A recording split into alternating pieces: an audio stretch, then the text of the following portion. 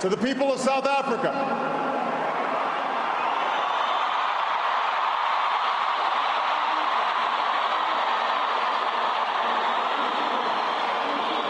people of every race and every walk of life, the world thanks you for sharing Nelson Mandela with us.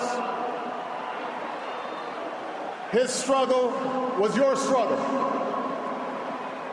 His triumph was your triumph. Your dignity and your hope found expression in his life, and your freedom, your democracy, is his cherished legacy. It is hard to eulogize any man, to capture in words not just the facts and the dates that make a life, but the essential truth of a person, their private joys and sorrows, the quiet moments and unique qualities that illuminate someone's soul. How much harder to do so for a giant of history who moved a nation toward justice and in the process moved billions around the world. Born during World War I, far from the corridors of power, a boy raised herding cattle and tutored by the elders of his Thembu tribe, Madiba would emerge as the last great liberator of the 20th century. Like Gandhi, he would lead a resistance movement, a movement that at its start had little prospect for success. Like Dr. King, he would give potent voice to the claims of the oppressed and the moral necessity of racial justice. He would endure a brutal imprisonment that began in the time of Kennedy and Khrushchev and reached the final days of the Cold War. Emerging from prison without the force of arms, he would, like Abraham Lincoln, hold his country together when it threatened to break apart. And like America's founding fathers, he would erect a constitutional order to preserve freedom for future generations, a commitment to democracy and rule of law, ratified not only by his election, but by his willingness to step down from power after only one term.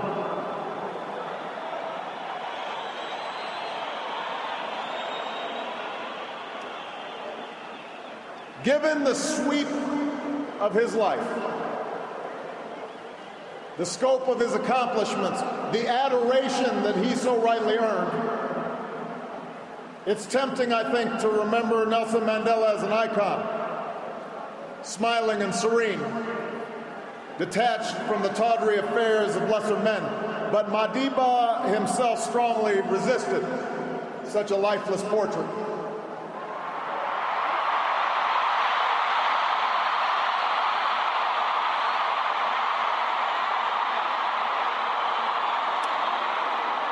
Instead, Madiba insisted on sharing with us his doubts and his fears, his miscalculations, along with his victories. I am not a saint, he said, unless you think of a saint as a sinner who keeps on trying. And it was precisely because he could admit to imperfection, because he could be so full of good humor, even mischief, despite the heavy burdens that he carried, that we loved him so. He was not a bust made of marble.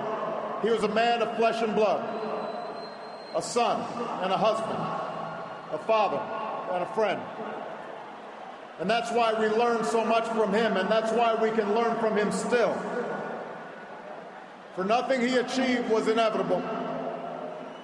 In the arc of his life, we see a man who earned his place in history through struggle and shrewdness and persistence and faith. He tells us what is possible, not just in the pages of history books, but in our own lives as well. Mandela showed us the power of action, of taking risks on behalf of our ideals. Perhaps Mandela was right that he inherited a proud rebelliousness, a stubborn sense of fairness from his father. And we know he shared with millions of black and colored South Africans the anger born of 1,000 slights, 1,000 indignities, 1,000 unremembered moments, a desire to fight the system that imprisoned my people, he said. But like other early giants of the ANC, the Sisulus and the Tambos,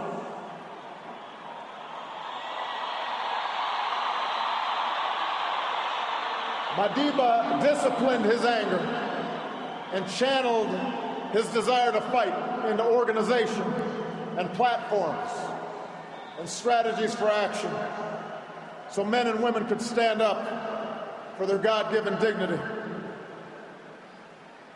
Moreover, he accepted the consequences of his actions, knowing that standing up to powerful interests and injustice carries a price. I have fought against white domination, and I have fought against black domination. I've cherished the ideal of a democratic and free society in which all persons live together in harmony and equal opportunities. It is an ideal which I hope to live for and to achieve, but if needs be, it is an ideal for which I am prepared to die.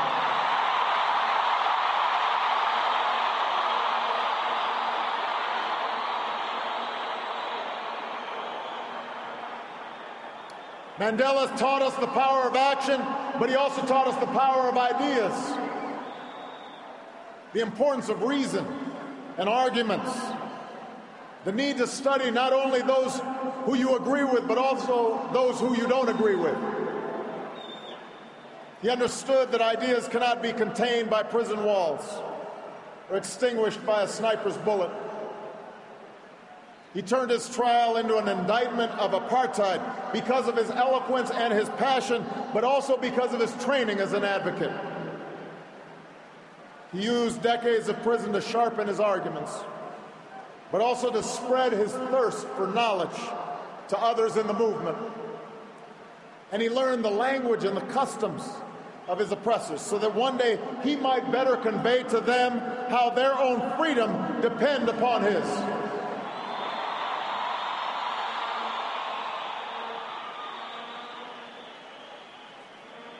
Mandela just demonstrated that action and ideas are not enough.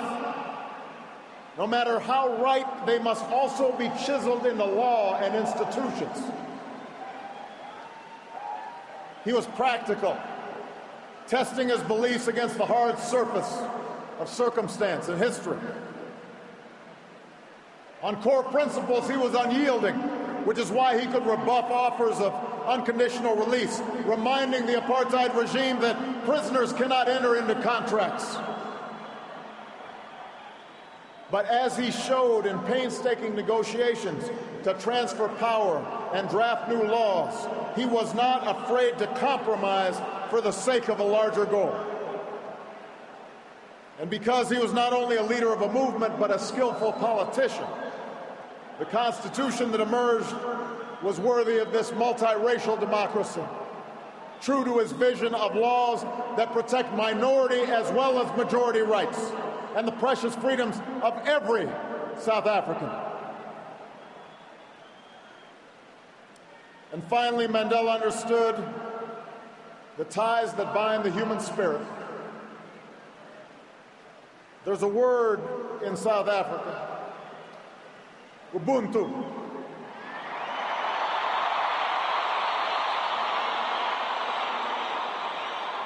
A word that captures Mandela's greatest gift. His recognition that we are all bound together in ways that are invisible to the eye. That there's a oneness to humanity. That we achieve ourselves by sharing ourselves with others and caring for those around us. We can never know how much of this sense was innate in him or how much was shaped in a dark and solitary cell. But we remember the gestures, large and small, introducing his jailers as honored guests at his inauguration, taking a pitch in a Springbok uniform, turning his family's heartbreak into a call to confront HIV/AIDS that revealed the depths of his empathy and his understanding.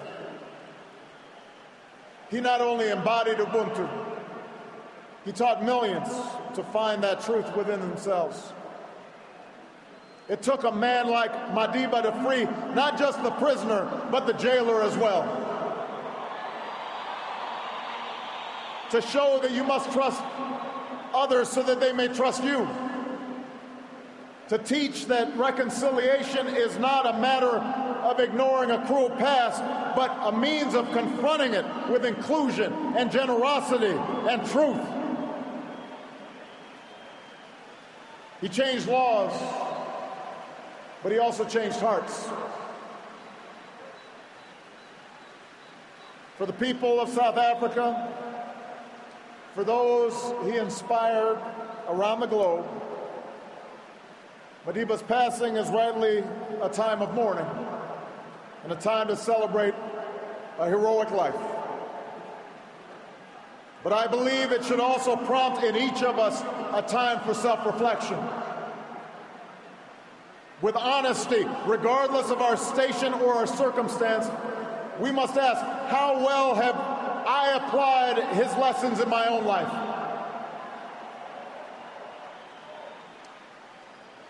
It's a question I ask myself as a man and as a president. We know that, like South Africa, the United States had to overcome centuries of racial subjugation. As was true here, it took sacrifice, the sacrifices of countless people, known and unknown, to see the dawn of a new day. Michelle and I are beneficiaries of that struggle.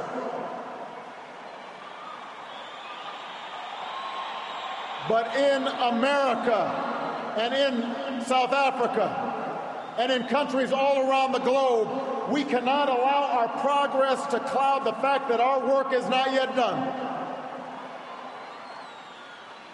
The struggles that follow the victory of formal equality or universal franchise may not be as filled with drama and moral clarity as those that came before, but they are no less important. For around the world today, we still see children suffering from hunger and disease. We still see rundown schools. We still see young people without prospects for the future. Around the world today, men and women are still imprisoned for their political beliefs and are still persecuted for what they look like and how they worship and who they love. That is happening today.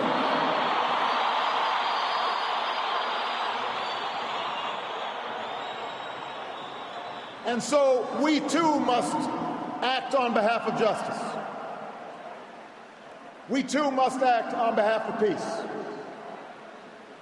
There are too many people who happily embrace Madiba's legacy of racial reconciliation, but passionately resist even modest reforms that would challenge chronic poverty and growing inequality.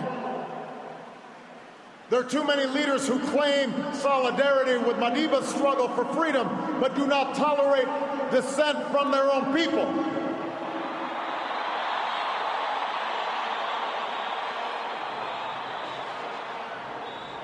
And there are too many of us on the sidelines, comfortable in complacency or cynicism, when our voices must be heard. The questions we face today, how to promote equality and justice, how to uphold freedom and human rights, how to end conflict and sectarian war, these things do not have easy answers. But there were no easy answers in front of that child born in World War I. Nelson Mandela reminds us that it always seems impossible until it is done. South Africa shows that is true. South Africa shows we can change, that we can choose a world defined not by our differences, but by our common hopes. We can choose a world defined not by conflict, but by peace and justice and opportunity.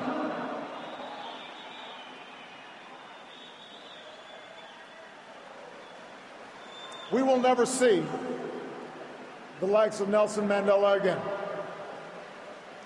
But let me say to the young people of Africa and the young people around the world, you too can make his life work your own. Over 30 years ago, while still a student, I learned of Nelson Mandela and the struggles taking place in this beautiful land, and it stirred something in me. It woke me up to my responsibilities, to others and to myself, and it set me on an improbable journey that finds me here today. And while I will always fall short of Madiba's example, he makes me want to be a better man. He speaks to what's best inside us.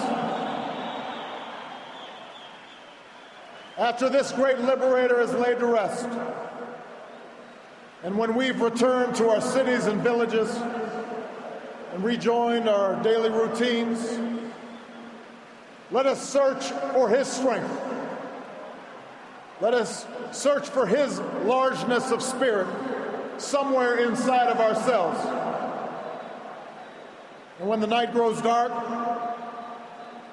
when injustice weighs heavy on our hearts, when our best laid plans seem beyond our reach, let us think of Madiba and the words that brought him comfort within the four walls of his cell. It matters not how straight the gate, how charged the punishment, the scroll. I am the master of my fate. I am the captain of my soul. What a magnificent soul it was. We will miss him deeply. May God bless the memory of Nelson Mandela. May God bless the people of South Africa.